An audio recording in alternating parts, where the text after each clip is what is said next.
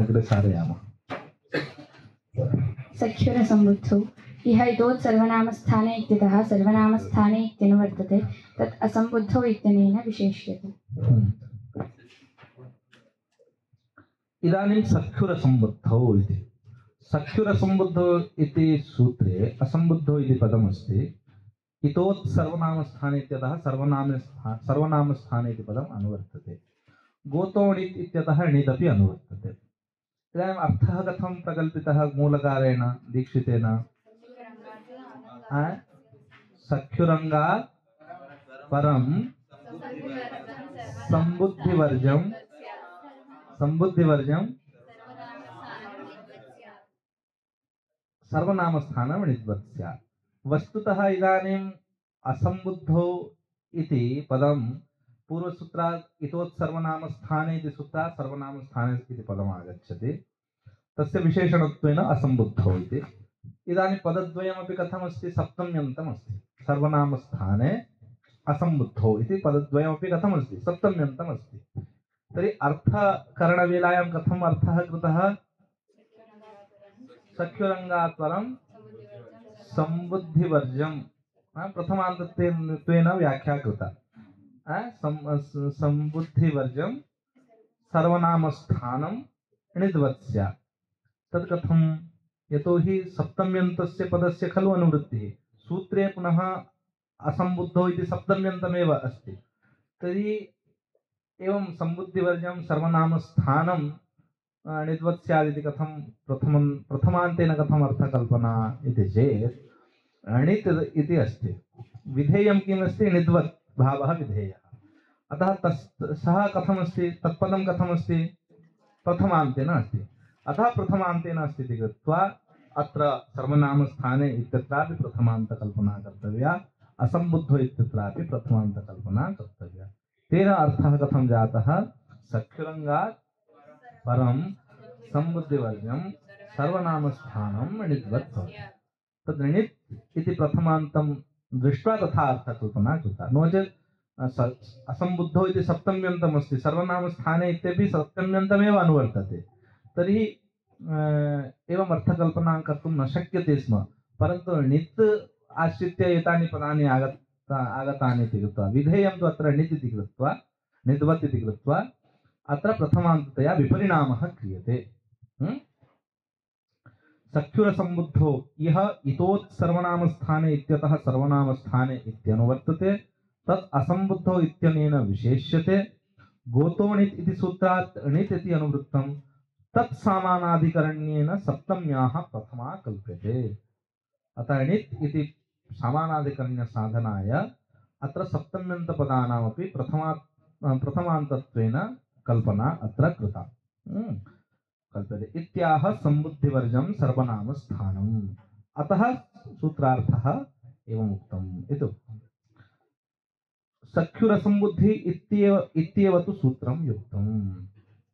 इदानीं मनोरमकारः स्वाशयं प्रकटयति। किमर्थं ततः सख्युरसम्बुद्धौ इत्यत्र सप्तम्यन्तं किमर्थं? सख्युरसम्बुद्धिः इति प्रथमान्तमेव भवतु खलु। तेन णित् इत्यनेन सह समन्वयः भवितुमर्हति। पूर्वतः यत् पदम् आगच्छति इतोत् सर्वनामस्थाने तस्य एकस्य पदस्य केवलं प्रथमान्तत्वेन विपरिणामः क्रियते चेत् यथा अर्थः कल्पितः स अर्थः आगच्छति। अतः सख्युरसम्बुद्धौ इति अनुक्त्वा सख्युरसम्बुद्धिः इति वक्तुम् उचितम् इति वदति। अन्यत्र क्लेशः तु जायते। अनङ्सौ इत्यादिषु क्लेशः जायते। तत्र कथं? तत्र सप्तम्यन्तत्वेनैव वक्तव्यं। सौ इति सप्तम्यन्तमस्ति, तत्र असम्बुद्धि इति पदं गच्छति खलु। अनङ्सौ इति सूत्रं प्रति एतत् सूत्रं सम्पूर्णं सूत्रं गच्छति खलु।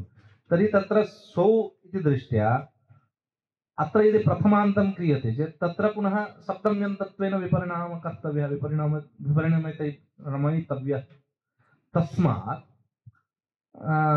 शब्दरत्नकार। परन्तु इदानीं मनोरमाकारदृष्ट्या सख्युरसम्बुद्धौ इति स्थाने सख्युरसम्बुद्धिः इति सूत्रम् उचितम् इति मनोरमाकारः वदति। अग्रे शब्दरत्न युक्तमिति अनङ्सौ इत्यत्र विभक्तिविपरिणामः कार्यः।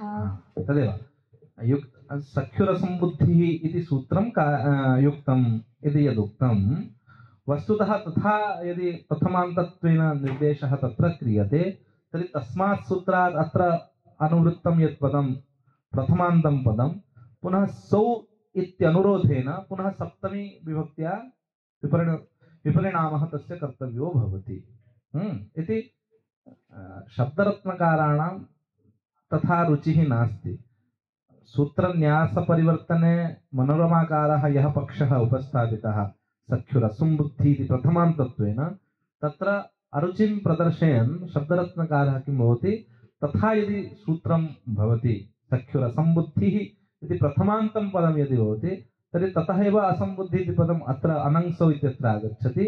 अत्र सौ इत्यनुरोधेन पुनः तस्य सप्तमी विपरिणामः कार्यः सप्तम्यन्तत्वेन विपरिणामः कार्यः।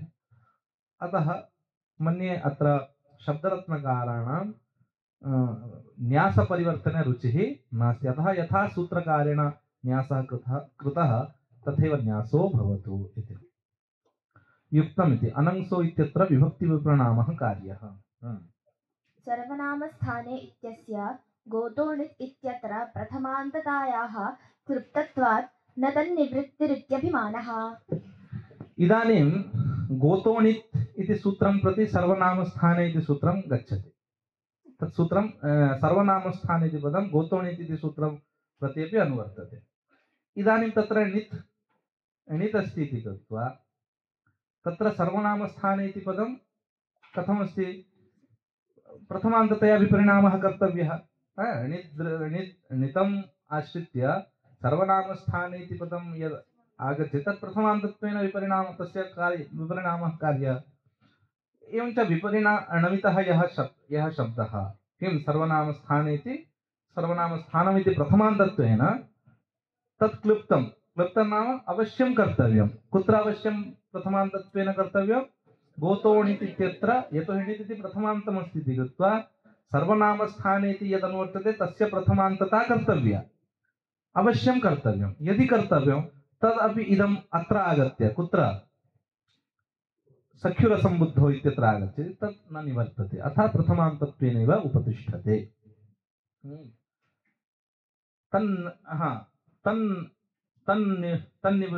क्लृप्तत्वात् तन्निवृत्तिः इत्यभिमानः न तन्निवृत्तिः। अर्थात् तत्र प्रथमान्तत्वेन उपतिष्ठते तदेव पदम् अत्र आगत्यापि प्रथमान्तत्वेन उपतिष्ठति तस्य निवृत्तिः न भवति इति अभिमानेन एवम् अभिमानं मनसि निधाय सख्युरसम्बुद्धिः इति सूत्रं भवतु इति मनोरमाकारेण उक्तम्। वस्तुतस्तु तथा सति अनङ्सो इत्यत्र पुनः सप्तम्यन्तत्वेन विपरिणामः कार्यः इति उक्त्वा स्वरुचिं प्रदर्शयति। कः शब्दरत्नकारः स्वरुचिं प्रदर्शयति।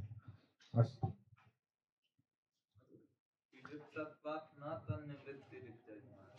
तदेव गोतोणित् इत्यत्र प्रथमान्ततायाः क्लृप्तत्वात् सर्वनामस्थाने इति पदम् आगच्छति। कुत्र आगच्छति तर्हि अवश्य गोतोणित् इत्यत्र णित् इति पदं कथमस्ति तर्हि सर्वनामस्थाने इति पदं कथं कर्तव्यम् अवश्यं कर्तव्यं। तद् अवश्यकर्तव्यत्वेन प्रथमान्तस्य अत्र कुत्र प्रकृतसूत्रे निवृत्तिः न भवति। अतः प्रथमान्तत्वेन उपस्थितिः भवति। अवगच्छति वा न वा इति अभिमान एवम् इत्युक्ते सर्वनामस्थानमपि पदं प्रथमान्तत्वेन उपतिष्ठति। अत्र सख्युरसम्बुद्धिः इत्यत्र प्रथमा यतोहि गोतोणित् इत्यत्र आगत्य प्रथमान्तत्वेन विपरिणमति। अतः अत्रापि आगच्छति चेत् प्रथमान्तत्वेन एव आगच्छति। अतः इदं सूत्रं प्रथमान्तत्वेन भवतु।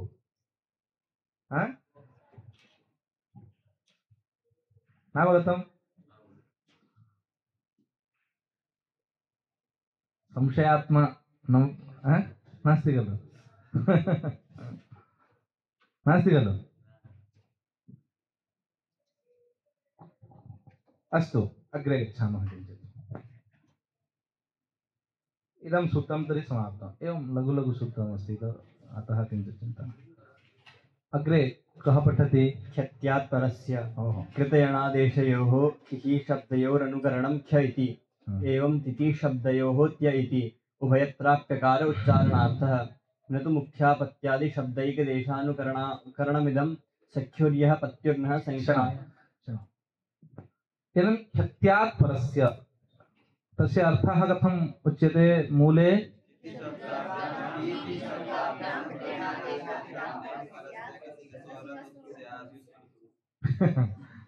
खीतिशब्दाभ्यां कृतयणादेशाः। खीतिशब्दः खीति यः शब्दः सः कीदृशः स्यात्? कृतयणादेशः स्यात्। इत्युक्ते यणादेशेन निष्पन्नः यः खिशब्दः, यणादेशेन निष्पन्नः यः तिशब्दः, यणादेशेन निष्पन्नः यः खी शब्दः, यणादेशेन निष्पन्नः यः ती शब्दः इति एवम् अर्थः। अतः तस्यैव अनुकरणं सूत्रे अस्ति। अर्थात् यणादेश कृते यः खि शब्दः निष्पद्यते, कथं निष्पद्यते? ख्य। यणादेशे कृते ती इति शब्दं कथं निष्पद्यते? त्य। तत्र उच्चारणार्थम् अकारोऽपि योजितः, केवलम् उच्चारणार्थं, तावता तस्य योगः तत्र अस्ति इति वक्तुम्। एवं च यणादेशकृताभ्यां खीतिशब्दाभ्याम् अनुकरणं सूत्रे कृतमस्ति। तेन अर्थः कथम्? अतः सूत्रं कथमस्ति? ख्यत्य ख्यश्च त्यश्च ख्यत्यो तस्मात् एवं च ख्यत्यात् परस्य एवं च यणादेशकृत खिशब्दस्य यणादेशकृत तिशब्द तस्मात् परः गसिगसोः अतः उद्भवति इति अर्थः सम्पद्यते। अतः अत्र ख्य शब्देन यणादेशेन निष्पन्नः यः खी शब्दः, यणादेशेन निष्पन्नः यः, अस्य कथनस्य अभिप्रायः अस्ति। नो चेत् मुख्यः इति शब्दः अस्ति, मुख्यः इति शब्दे ख्य अस्ति खलु, सः यणादेशेन निष्पन्नः ख्य शब्दः नास्ति, अस्ति वा? अतः तादृशस्थलेषु अत उत इति न स्यात् इति मनसि निधाय किमुक्तं? यणादेशेन निष्पन्नः यः खी शब्दः, यणादेशेन निष्पन्नः यः ती शब्दः, तादृशात् परस्य ङसिगसोः अतः उत् भवति इति उच्यते। ख्यत्यात् परस्य कृतयणादेशयोः खिखि शब्दयोः अनुकरणं ख्य इति, एवं तिथि शब्दयोः त्य इति, एवं च ख्यत्य इति यत् सूत्रे उक्तं तत् यणादेशकृत खिखि शब्दयोः यणादेशकृत तिथि शब्दयोः अनुकरणम् अस्ति। उभयत्रापि अकारः उच्चारणार्थो न तु मुख्य अपत्यादि शब्दैकदेश अनुकरणमिदम्। तत्र अकारः यः अस्ति केवलम् उच्चारणार्थं, मुखसुखार्थं तदस्ति। अतः यणादेशेन निष्पन्नस्य खि शब्दस्य यणादेशेन निष्पन्नस्य तिथि शब्दस्य अत्र सूत्रे ग्रहणं भवति। न तु मुख्य इत्यत्र यः ख्य शब्दः अस्ति, मुख्य इति शब्दे ख्य इति शब्दः अस्ति वा न वा? अस्ति खलु। तत्र ख्य शब्दः किं यणादेशेन निष्पन्नः वा? एवं च अपत्य इति शब्दः अस्ति, त्य इति शब्दः अस्ति, तत्र त्य इति शब्दः किं यणादेशेन निष्पन्नः वा? नास्ति खलु। अतः तादृशानाम् अकृतयणादेश पदानां तु अत्र अनुकरणं नास्ति, अपि तु कृतयणादेश शब्दानां खित्ति इति शब्दानाम् अत्र अनुकरणम् अस्ति। तेन प्रयोगे भेदः आयाति। कथम् आयाति इति पश्यन्तु।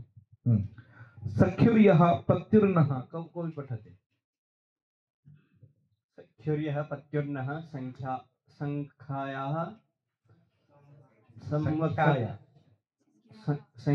संवत्सर संख्यस्य च आपत्यस्य च तद्धिते इत्यादि निर्देशात् इत्यभिप्रेत्याः खितिशब्दाभ्याम् इत्यादि। एवं च यणादेशेन निष्पन्न यः खि शब्दः, यणादेशेन निष्पन्नः यः ति शब्दः, तादृशस्य अनुकरणम् इति अस्ति इति कृत्वा सख्युः इत्यत्र तु अकारस्य उकारः जातः। यतोहि सख्य इत्यत्र सखी शब्दात् परं ङस् वा ङसि वा भवति चेत् तदानीं किं भवति? यणादेशः भवति, सखी परे अकार यणादेशः भवति, यणादेशः भवति इति कृत्वा तत्र उदादेशः भवति।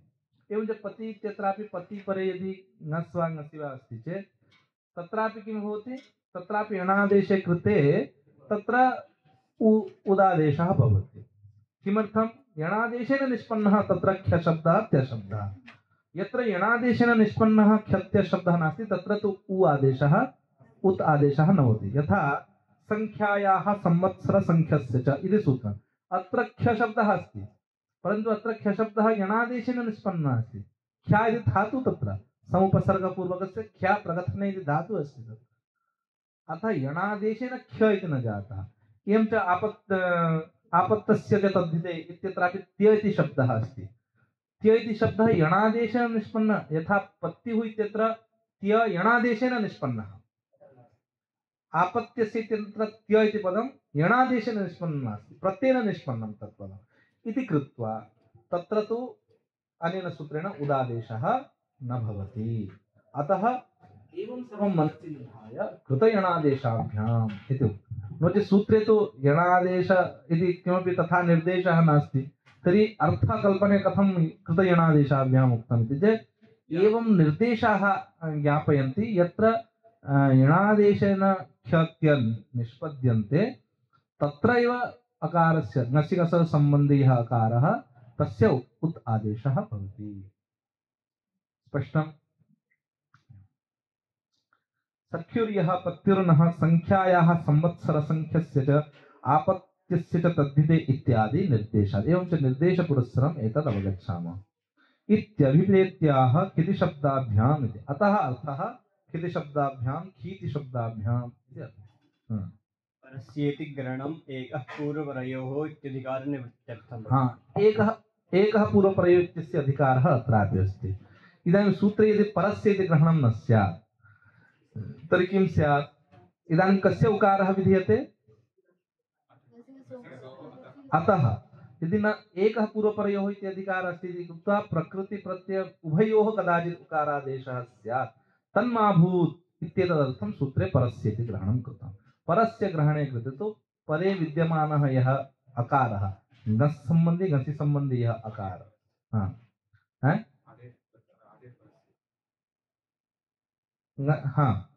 क्षत्यात् परस्य तदेव तस्य आदिर्भूतं तदेव। अतः सकारस्तु तिष्ठति, अतः तस्य पुनः विसर्गः इति। एवञ्च एकः पूर्वपरयोः इति अधिकारसत्त्वात् कदाचित् प्रकृतिप्रत्यय उभयस्थाने उदादेशः मा भूत् तदर्थं सूत्रे परस्य इति ग्रहणं कृतं। तेन परस्य यत् आदे परस्य विहितं चेत् तस्य आदिर्बोध्यम् इति कृत्वा अकारस्य स्थाने तत्र उकारादेशः भवति। इत्यभिप्रेत्याह कितः परस्य इति ग्रहणम् एकः पूर्वपरयो इत्यधिकारनिवृत्त्यर्थम्। अत्र शब्दरत्नं नास्ति इति मन्ये। अस्ति वा? शब्दरत्नं नास्ति। सर्वत्र शब्दरत्नकारः न स्वमतिं न व्यापारयति। यत्र आवश्यकं तत्रैव व्यापारयति।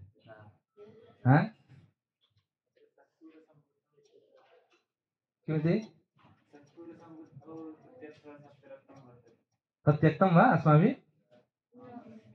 त्यक्तं वा? उक्तं खलु युक्तमिति अनङ्सो इत्यत्र विभक्ति विपरिणामः।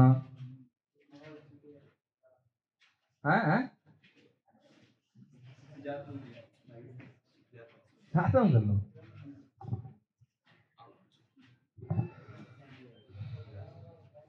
अग्रे औत् इति सूत्रम्।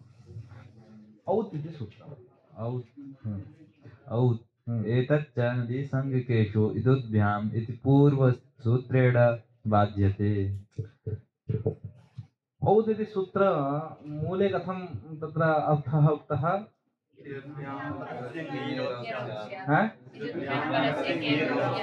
इदुभ्यां परस्य ङेः औस्य। एतत् सामान्यं सूत्रम्। अग्रे पुनः पृथक् पृथक् विधानमस्ति। नदीसंज्ञाविषये पृथक् विधानमस्ति, घिसंज्ञाविषये पृथक् विधानमस्ति।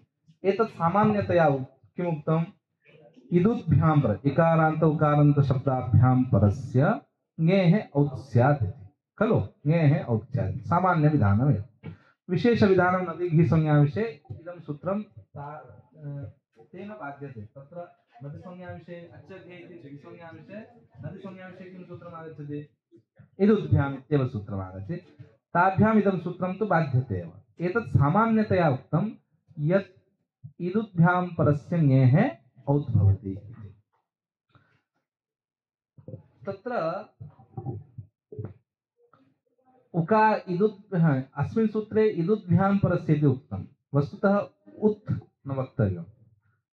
अस्मिन् सूत्रे सामान्यसूत्रे उत् न वक्तव्यं। किमर्थम् इति चेत् इदानीम् इकारान्तशब्दः विना नदिसंज्ञं विना घिसंज्ञं लभ्यते इति कृत्वा अनेन सूत्रेण औद्विधानं सम्भवति। सखीशब्दः सः न नदिसंज्ञकः न वा घिसंज्ञकः, अतः अत्र औद्विधानार्थम् इदं सूत्रम् आवश्यकम्।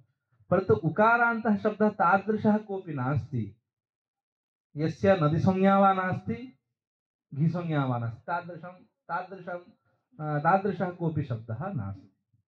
यदि नास्ति सर्वस्यापि उकारान्तशब्दस्य नदिसंज्ञा क्वापि कुत्रचित् अस्ति कुत्रचित् घिसंज्ञा अस्ति, तर्हि उत् इति ग्रहणं कृत्वा कस्य स्थाने औदादेशः क्रियते अनेन सूत्रेण? इकारान्तशब्दः तादृशः अस्ति, कः? सखीशब्दः एव, तस्य नदिसंज्ञा अपि नास्ति घिसंज्ञा अपि नास्ति, अनेन सूत्रेण औदादेशः विधीयते।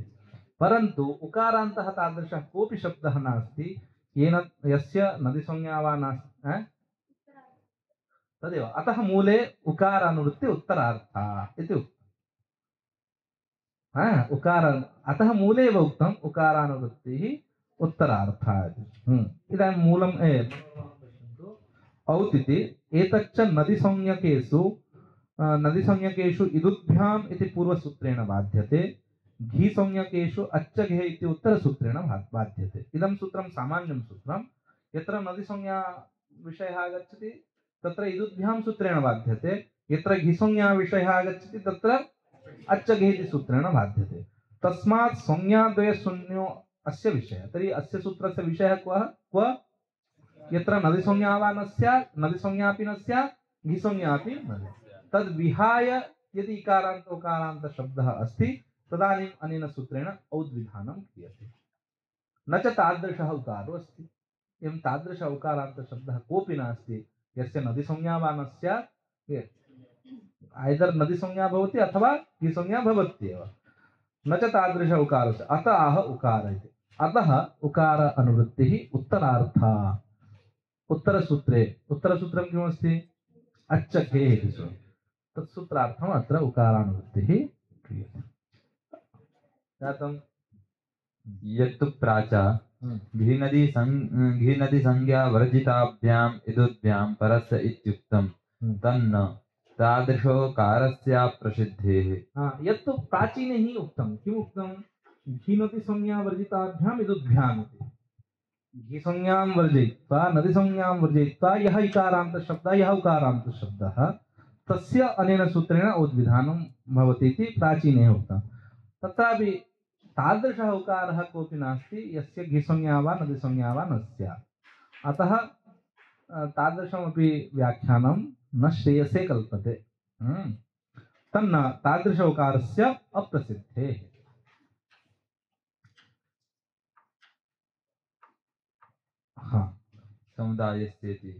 समुदायस्य अस्तु, एतावत् भवतु। 5:30 जातं। एतावत् भवतु। मम प्रतिज्ञाम् अहम् अनुल्लङ्घ्य अग्रे न गच्छामि। यत् प्रतिश्रुतं यत् प्रतिज्ञातं तत् अवश्यं रक्षयामि।